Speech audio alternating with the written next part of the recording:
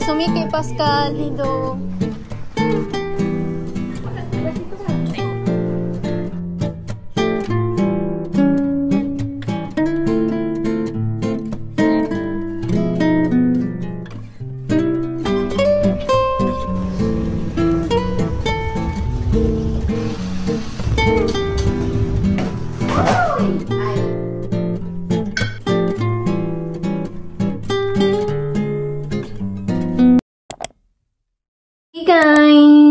Good morning! Welcome back sa aking channel. If guys, may marinig kayo na something, may nag-work na guys. Sinabi ko sa inyo last time na nag-renovate sila dito sa aming balcony. So, medyo maingay talaga and ulan ngayon guys. Time natin ngayon guys kay 8:49 and yung klase ko guys kay 10:15. Kailangan ko nang umalis sa bahay mga 9:15. Yung gagawin ko today guys, kay pupunta ako sa store para mamili sa aking pang skincare. Bibili ako after sa school. Kumusta kayo guys? I hope na okay kayo guys. If hindi kayo feel okay, bukas ay maging okay din tayo. Before kasi guys, akala ko yung life kay happy lang all the time. Realize ko guys na hindi para ganun yung life. Minsan talaga guys, sa akin minsan guys, na kahit nag-take good care man ako sa sarili ko, mental health, physical health, nag-workout man ako, minsan talaga guys, may times talaga na gumigising ako na di ako happy and hindi din ako sad, parang nasa middle lang ako. And minsan din guys kay di ko feel yung day. Kahit wala akong problema guys, kahit wala akong hinanakit, thankful ako kung anong meron ako, pero minsan talaga na-stress ako, bakit hindi ako happy?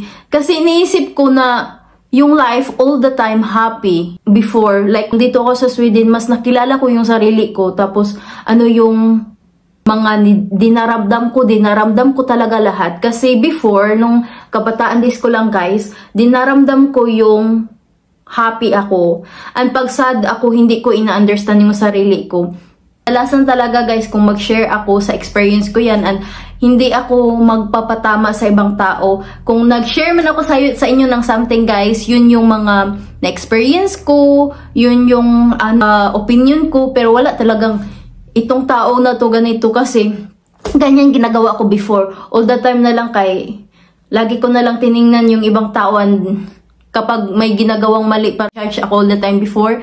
Tapos hindi ko nga ni-reflect yung sarili ko ba guys kung may magawa ako na mali, tapos hindi ko kinukuha yung mga lessons.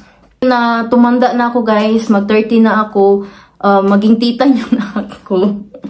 Start na talaga guys na kailangan ko talaga mag-learn sa mga experience ko. Kailangan ko mag-focus sa aking sarili. Before din guys, i-share ko lang yung mga feelings ko or ginagawa ko before. Nung una pa lang, stressful yung yung bago pa lang kami ni hubby. Ang hirap kasi hindi pa ako matured na time na yon. Tapos hindi ko pa alam yung mga boundaries, trigger na maging sad ako or galit ako, mga ganun, or ano talaga yung nakaka-happy ko. In short guys, di po pa kilala yung sarili ko talaga na masyado. Kasi kami ni hubby guys, grabe ka bilis yung relasyon namin. So, agad-agad lahat-lahat. Kung ma-explain ko, masabi ko na toxic, pero toxic ako na asawa. So, nung time pala noon, immature lang talaga ako na wala pa gaano kaalam-alam sa life. Na nag-start talaga ako sa zero, tapos iba yung country, tapos yung language iba, tapos different pa yung mga culture nila sa atin. Kaya ayun. Sa ngayon guys, 6 years na kami. Smooth na siya guys. Grabe ako ka-chikadura talaga guys. All the time, pag may topic na maiisip ko guys, i-share ko sa inyo. Kung nakaplano lahat guys, ma-stress ako ng tudo-tudo. Kaya kung ganun, gusto ko lang na samahan nyo lang ako. Kung gusto nyong manood kayo. Pag ayaw nyo manood or hindi nyo gusto yung vlogs ko, it's okay. Ganun talaga guys. Minsan talaga guys, hindi natin feel yung energy ng isang tao. Pag once na tumanda na tayo guys, ayaw na natin ng makakuha ng energy sa'yo ba. Gusto ko ngayon guys na mag-almost 30 na ako. Gusto ko yung mga energy guys ba na makapagbigay sa'yo ng more pa. For example, workout, magbasa ka ng book, mag-journal ka. Example lang to sa akin, guys. Tapos yung nagkuha sa'yo ng energy, guys, kaya yung all the time na nagtuk ka sa sarili mo na negative. Ako, paminsan-minsan, hindi din perfect. Kaya pagkita ko lang sa salamin, ang pangit ko talaga, ganun. Paminsan-minsan din, napangitan ako sa mga outfit ko. May mga times na ganyan, kawala yung energy kong ba ako, naglinis, buong araw na dedrain ako. Malinis ng tudo-tudo yung bahay namin, tapos yung katawan ko naman pagod ako. Tayo talaga mismo sa sarili natin, i-balance-balance yun natin kasi tayo lang ang may alam kung ano yung nagbibigay sa atin ng energy or nagkuha sa atin ng energy. Guys, mag-vlog ako tomorrow, Wednesday and Thursday. Every week lang ako mag-upload sa Friday. Friday dito sa Sweden, guys, mga 11 PM.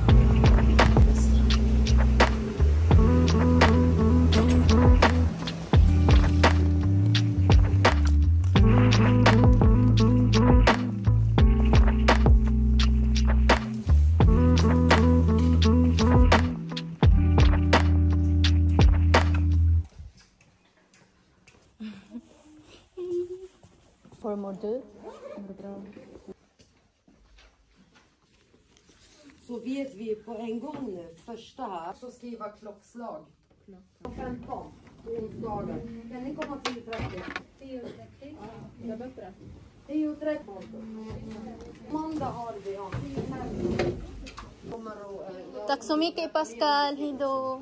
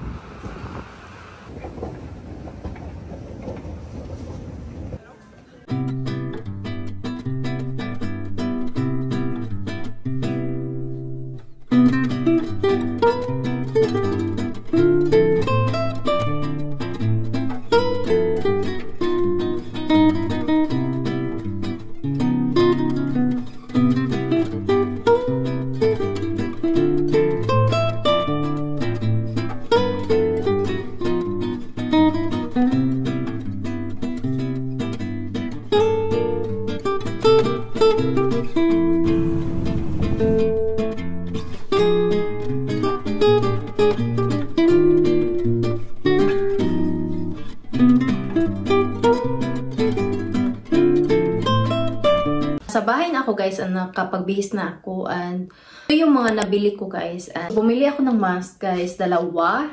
Lapit na umaubos yung aking pang skincare sa aking mukha. Morning, tapos gabi, tapos ito guys, serum siya, moisturizer. Ito talagang tatlong combo na to ang ginagamit ko all the time. Tapos ngayon guys, nag-add ako ng moisturizer. Combination daw to sa oily skin. Nakabili din ako ng cotton para pang toner natin. And pag maligo ako guys, kay grabe yung towel ko after maligo guys. Kay grabe ka. Kita talaga yung towel guys. Tapos mabigat. Guys, bumili ako ng Nipper acetone. Tapos may amoy daw to siya ng melon with vitamin E. Protect and care daw. Tapos guys, nagbili ako ng pangkulay sa ating kuko. And ito din. Nagbili din ako ng lotion guys. O diba? 5-in-1 talaga to. Complete Care Nivea Body Lotion Express Hydration for 48 hours. 5-in-1. Asan ka pa hanap niyan guys? 5-in-1 ito. Seriously guys, kailangan ko talaga ng lotion. Kay mag-dry talaga yung skin mo guys sa sobrang lamig. So, kita ako doon guys ng leggings. Tapos termo. Amili na din ako ng sabon to pang kamay guys. Yun lang yung nabili ko today guys doon sa normal. Doon ko to nabili guys sa normal. Aking lip balm. Tapos wala siyang lasa. Pero medyo may amoy siya na kalma siya na amoy. Dr. Pau Pau, doon ko din to nabili guys. Hindi ko ta siya ginagamit guys na pang lips kasi ayaw ko ng lasa. Pero maganda siya sa pisngi. So, blush top. Kita na tayo, may pang ano na tayo, Zen Beauty Energy Boosting, Tiger's Eye Crystal Oil. So, madali lang ako matawa. Kaya yung pagbasa ko talaga guys ba? Sa school guys, or nagtrabaho kayo pag dito sa Sweden, alasan kayo, di allowed na mag-perfume. So, ito kay makaka-relax man to. Makabigay daw to ng energy. Ganyan-ganyan ko. Tapos, dito, ganyan. Para may amoy ko ng something. Kaya kailangan ko talagang ma-relax sa ngayon, guys. Na ting winter. Kailangan ko ng energy.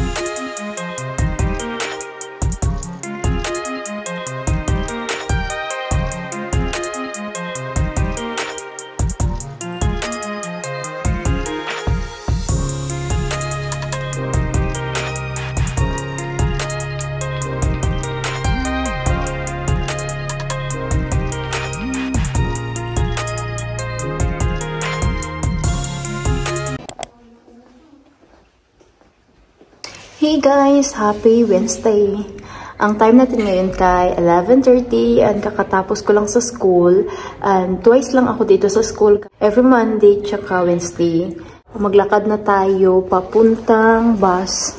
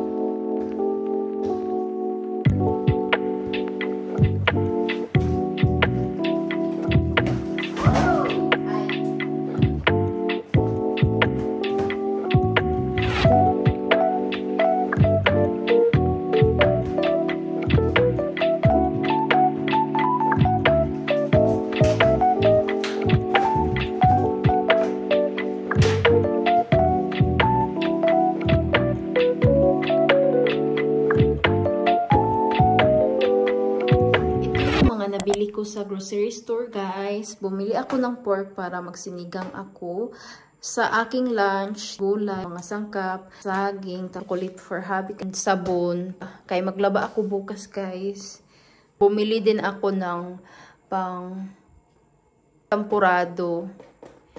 Napagod talaga ako sa pag-walking ko papunta dito, guys. Kay ang bigat ng coat ko and may dala akong nabili natin sa grocery store. Gusto ko lang magpasalamat sa inyo talaga ng bonggang-bongga, talagang papasalamat guys kasi sinuportahan nyo yung aking channel and nag-watch talaga kayo sa aking vlog. And gusto ko lang i-shoutout si Bichini na laging nag-message sa akin sa Instagram and nag-watch sa aking vlog. Siya ang kilala ko sa isa sa aking mga subscribers and natawa talaga ako guys kasi alam mo naman guys kung ilan yung subscribers ko. Alam nyo kung ilan? 29 subscribers. Para mag-talk ako guys ba kung ilan yung subscribers ko.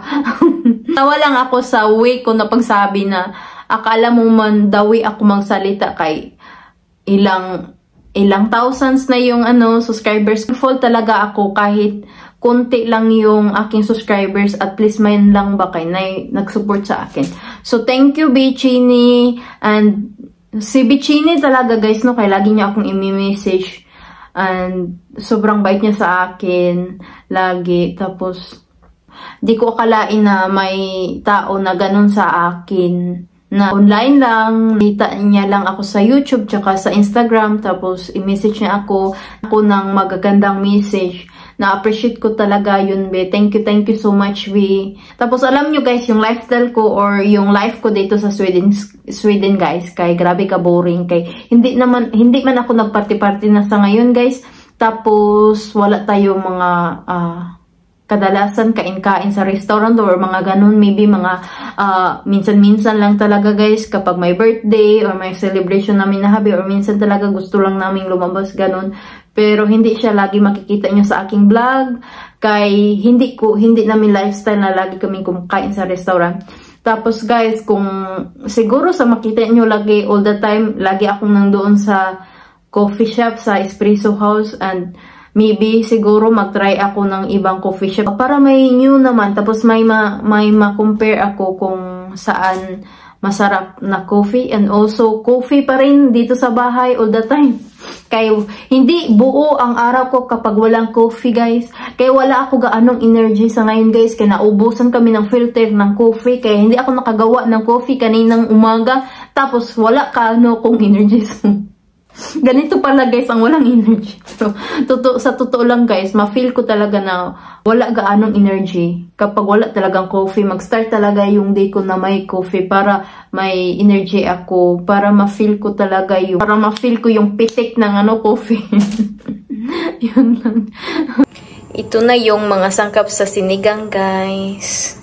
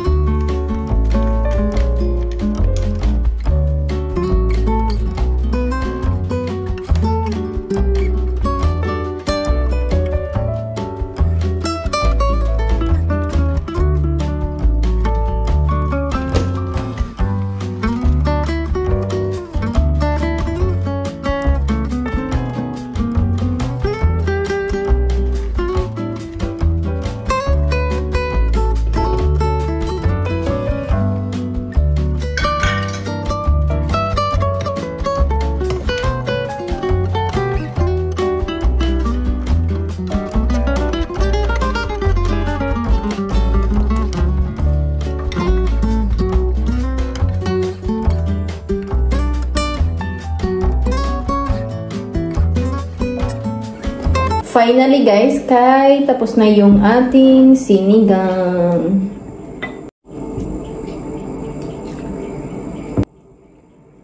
Kain na tayo, guys.